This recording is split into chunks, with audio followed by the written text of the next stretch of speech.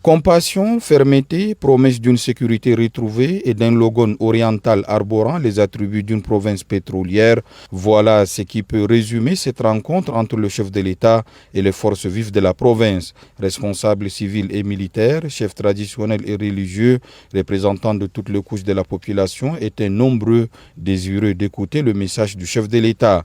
À la suite du gouverneur Ahmad Daribazine qui a dressé un tableau complet de la situation de la province, le chef de l'État a pris la parole. Ses premiers mots ont été ceux de compassion et de ferme condamnation des actes qu'il qualifie d'inhumains, barbares et abjects dont les populations des départements de la Niapende et de Mondelam ont été victimes.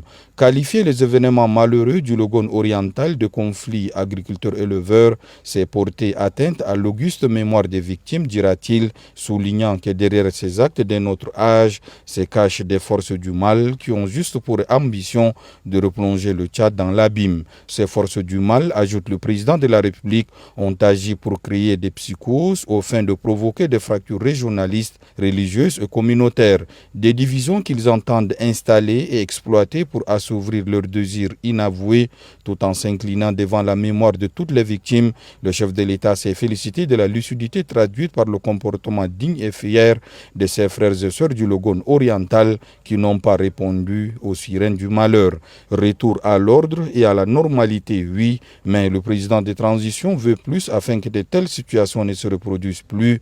Dans la foulée, il annonce une batterie de mesures pour renforcer aussi bien la sécurité que le développement local. Ainsi, une zone d'opération est créée et le contrôle aux frontières nationales est renforcé. Une enquête administrative est ouverte à l'effet de déterminer les défaillances de l'administration.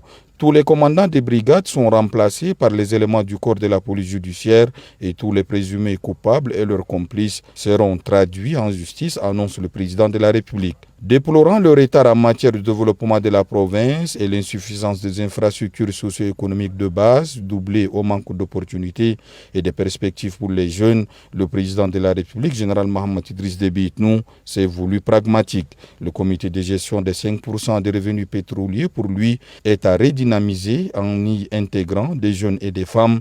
Les travaux de bitumage de 15 km de voiries urbaines sont entrés dans leur phase pratique avec le lancement officiel des travaux ce jour, une célérité similaire au projet de construction de l'aéroport dont le marché est déjà attribué et le paiement d'avance est en cours, annonce le chef de l'État. Les ponts sur le Logone en Baïbokoum, sur la Pendé et à l'entrée de Gorée, l'aménagement des pistes rurales et l'électrification de la ville de Doba à travers le raccordement à la centrale électrique de Komé font partie des annonces accueillies avec une grande joie. À cela s'ajoute la construction des lycées, écoles, bureaux administratifs et des hôpitaux de district. Une nouvelle page promoteuse s'ouvre ainsi, promet le chef de l'État, qui exhorte ses concitoyens du Logone oriental à l'entente, à l'unité et à transcender leurs différends et à concourir à la refondation du pays.